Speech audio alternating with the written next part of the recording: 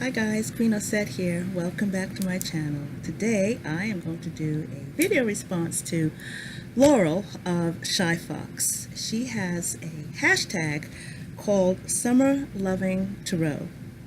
And I guess what we're going to do, what we're supposed to do, is spend the next few summer months concentrating or working with some particular decks and while having some fun as well. Now, the first question is, and I'm going to put on my glasses. So the first question is, summer school, which deck will I study and delve deeply into this summer? I have 3 decks.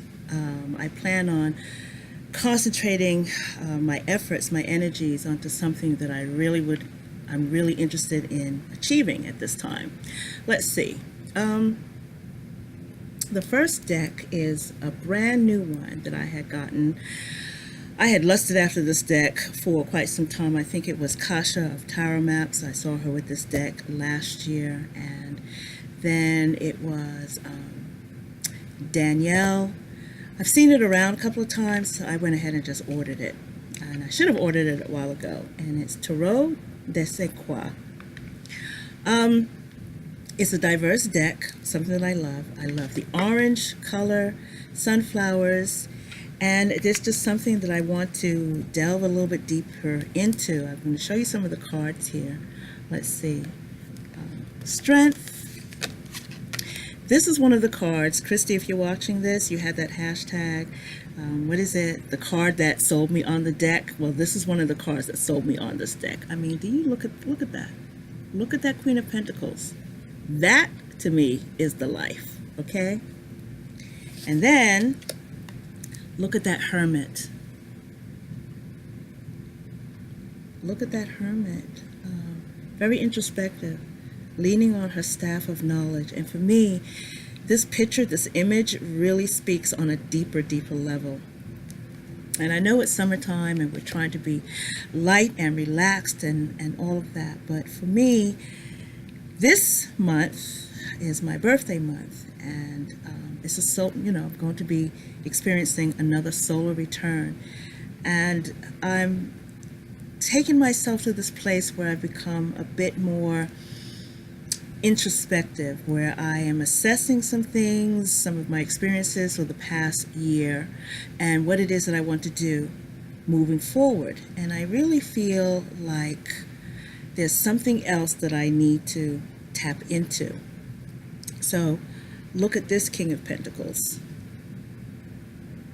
You know, he's the one with the coin, and he does not mind lavishing sister girl with that coin. The Moon card. Death card. So yes, Tarot de St. Croix, the Lovers. Definitely a deck that I want to delve a little bit deeper into. I want to expand my thinking, my level of readings. I want to take some things to another level. I want to get back and reconnect to myself. So while I want to expand, I also want to bring my energies back to center and get back to where I'm supposed to be. 6 of Wands. I'm not saying that I've been feeling ungrounded, but I know that my energies have been all over the place, and not necessarily in a scattered fashion, but I have been feeling a bit depleted. So that is the Tarot de St. Croix. Now, the next deck that I want to delve a little deeper into is one that I started working with while I into the woods. And as a matter of fact, I am still technically in the woods, week 3 from November. I should have been finished by now, and that is something else I want to do before my solar return in the next couple of weeks. And it is the Bonfire. I'm really loving this guidebook, and I want to sit in contemplation with what Gabby has said, how she has reimagined this deck. It's a tattoo deck. I've trimmed it, I've edged it, and I am just insanely in love with it. I trimmed it because you don't need the information that was on the outside of the cards. You have that information on the cards already. But you know, you look at the Magician card, and there's something I think a little bit deeper, more rooted for me to be connected to. As a matter of fact, this was the card that really hit home for me when I was in the woods, about this guy coming out. He is bloodied and he has been through it, but he is still victorious, and that's how I felt. We have the World card, so it is a tattoo sort of deck, I think, but I love the imagery. I know that some of you don't like faces on the Sun card. Let me see if I can find my card here. I love an Ace of Swords. Let's see. And my Death card kind of reminds me of Poppy Palin's Enchanted, or Enchantment Tarot, or Tarot of Enchantment. I don't remember. I love this Temperance card. Let's see. Of course, the Devil. Look at this. Four of Swords. Calgon, take me away. How can you not love a deck that is, in my mind, so modern and so touching, and ask you to explore things a little bit deeper? But like I said, that guidebook was the business. Like, of course, the card I'm looking for, of course, it would be last. The Queen of Wands. Look at that card. And I'm still on the Queen Up journey. And there's something about this Queen of Wands that, if you saw one of my previous videos, I'm going to be bringing her back soon. Anyway, so that's the next deck that I want to delve into, the Bonfire. And the last deck for this section is a deck that's very close to my heart. The creator transitioned in December. She was part of my spiritual community. I did not know her personally, but she created a beautiful deck. And it's called the Little Red One Divination Deck. And it's not necessarily a tarot deck because it's not, you know, with the 78 cards. What she did, I'm going to have to pull some of these out here. She did keep the majors. She kept the aces. She also kept the court cards. But she replaced everything else from 2 to 10 with what we call number 10 cards. And the reason why she did that is because she calls these expression cards. Okay. Narrow. And I'm going to read from her little pamphlet. Victim.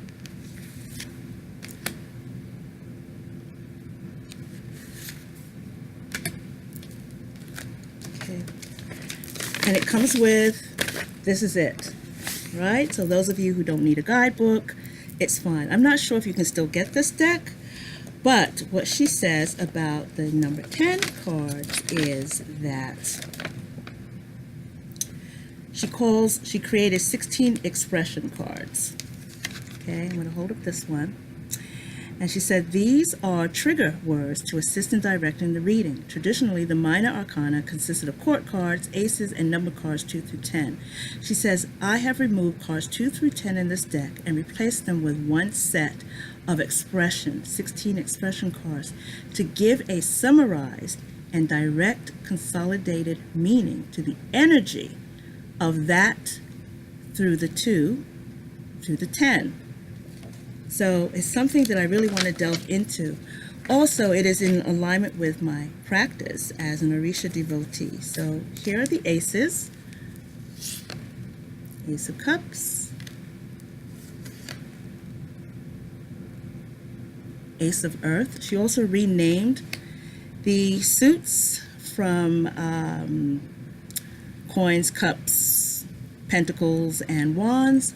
She actually gave them the elemental names. So we have fire, I just showed you earth and water, and wind for your swords. Your pages are called Omo, O-M-O, which means child in Yoruba. Look at that. Look at that Omo. Kissing the fish.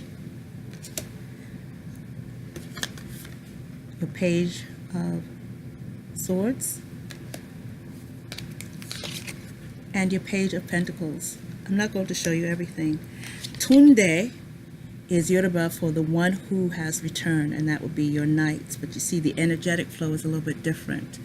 So this is Knight of Fire, but I'm not going to read this like I read a Rider-Waite or Tarot deck, ordinary Tarot deck. I'm going to read this a little bit differently. I'm going to read it as a divination deck. Tunde of Earth,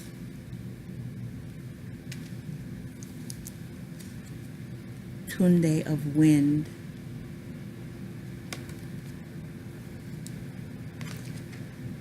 Tunde of Water, and the queens have been renamed to Iya. Iya means mother, so Mother of Water, your Mother of Cups. Is that gorgeous or what? I'm going to show you Iya of Wind. I'm a daughter of Oya. Heko heko hey Yansa. She is represented right here. And you have Iya of Earth. I didn't show you Iya of Fire. Then Baba means father, and that would be, I guess, the kings in the Tarot deck. So I have here Baba of Water, and you can see him sitting in the throne with his hair over the top of the throne. And we have Baba of Wind. So yes, this is a deck that I want to delve a little bit deeper into. Okay, we do have the majors. Let's see, I could show you Strength. She did keep card number 13. Not renamed, it's been renamed to Bondage, it's not Death. Fortune for the Wheel. Temperance. Still have the angelic being there, but you see the fullness of the wings? Tower. If you're Yoruba, if you are a practitioner, if you are an Orisha devotee, then you know who this is. Again, with this one too, Babawa. So yes, this is a deck that I'm really, really looking forward to delving into, most definitely. I mean, look at this gorgeous hangman. Look at that hangman. So when I say that I want to restructure my divinatory practice, my divinatory business, I want to restructure, I want to do something a little bit different. I want to bring something a little bit more me-centered to my readings. I love my Rider-Waite, I love my TDMs, but now I think it's time for me to do something for me, bring part of myself to the community. So the second question is summer fun. What deck will bring me joy, a sense of playfulness, and will accompany me on outings? So I live in an area that there tends to be, pool parties, or you go to the beach, and, it doesn't matter. I always have a deck in my bag no matter what. I love tinned decks. I do. So the deck that will be coming with me on my outings will be the sun and moon. Cute little tin, protected, from the elements and people's drinks and food. And you've seen this deck before. We don't have to go through this. Maybe I'll edge it in black. I don't know. Maybe I'll edge it in red. Who knows? But it's Thoth-based. The imagery is just so inviting. Look at that. Look at that. Okay, that Princess of Wands. Look at that Ten of Cups.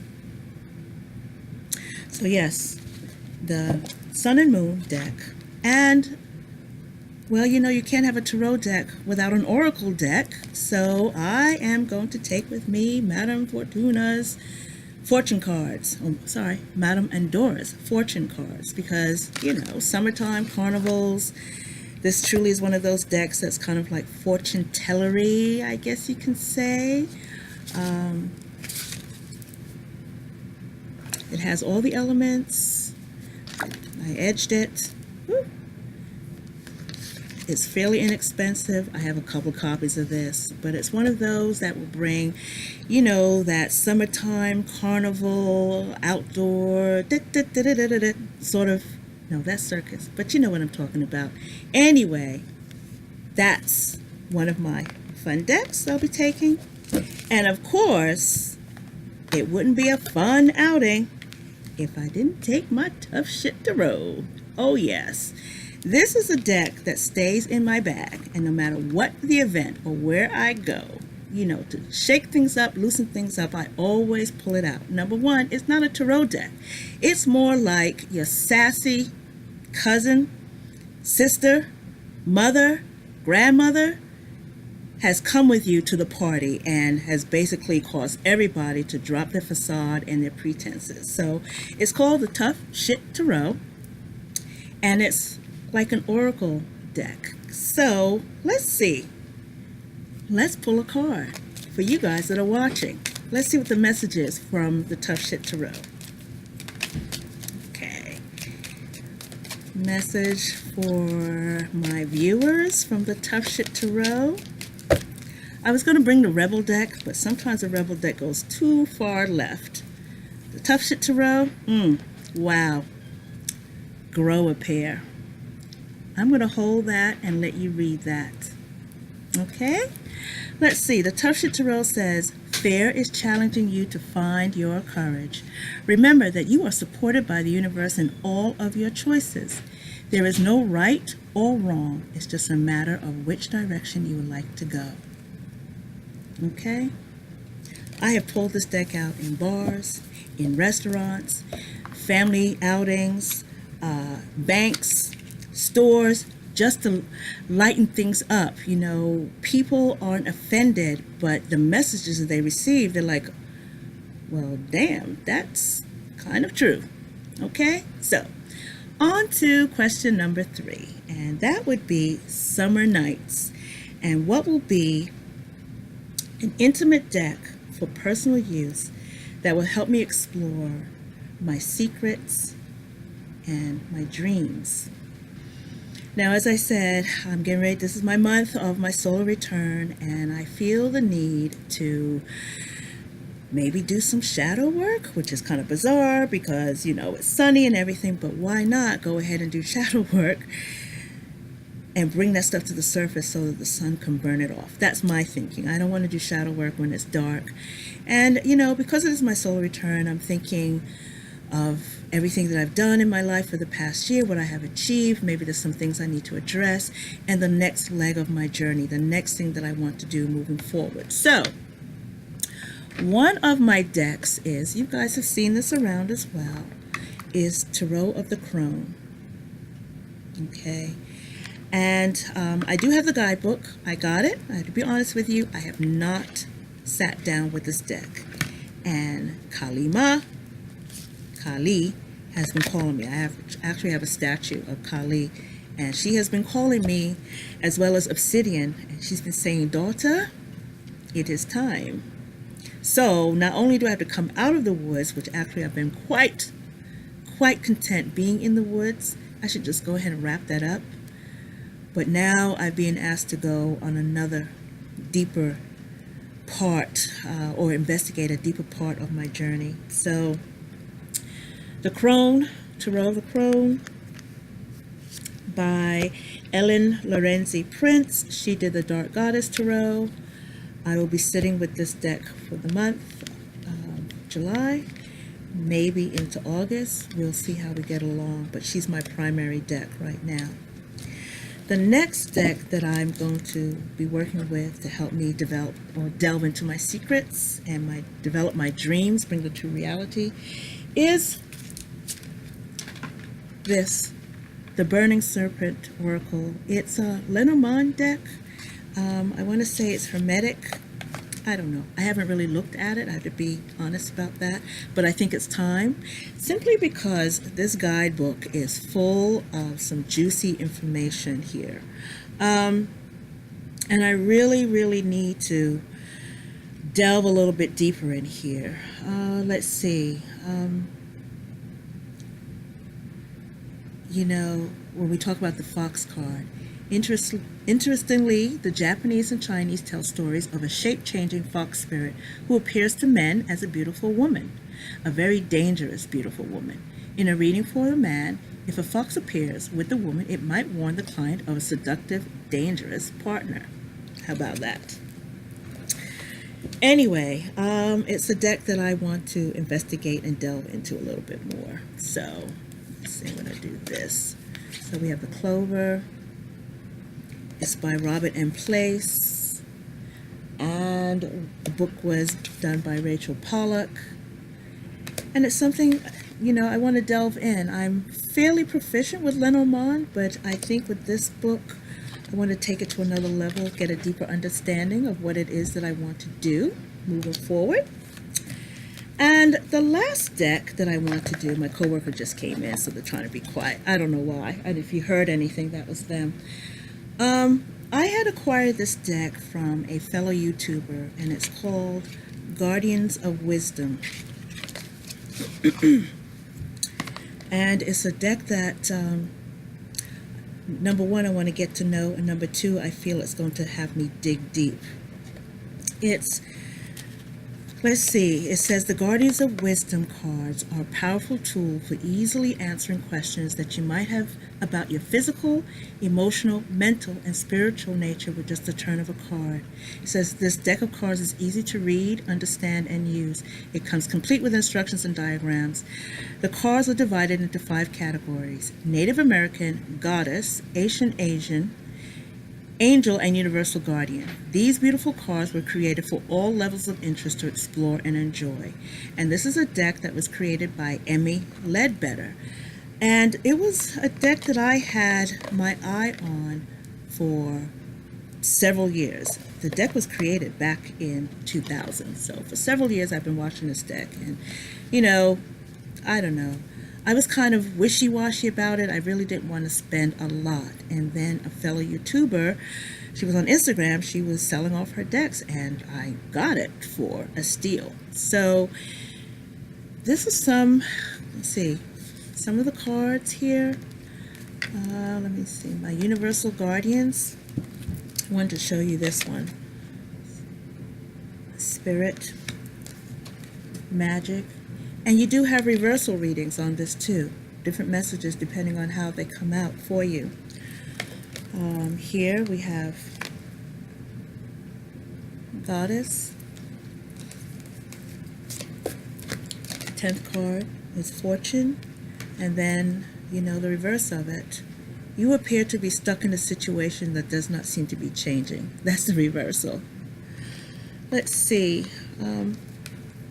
Then the others I have here, Native American,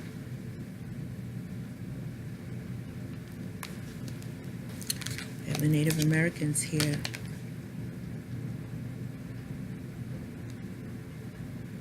I'm sorry. Successful, And then when you reverse it, it's imposter. Interesting, right? Opportunity and reverse becomes hardship. And then after the Native Americans, we have the goddess cards. Let's see, this is one. Goddess of plenty. And you reverse her, lacking. We have Goddess of bliss. Also, these cards look like to have playing card associations as well. So after the goddess, we have Asians, ancient Asians. Say that fast, 5 times, 6 times, even once. Ancient Asians, okay? Upright, it's triumph. Reverse, it's loss. I have tempering. And reverse, it's chaos. So I'm really, really excited about delving deeper into this. And then after that, ancient Asians, we have angels. Okay, let's see. Upright, revelation. And it says, Spirit gives you an abundance of divine energy to explore the world around you.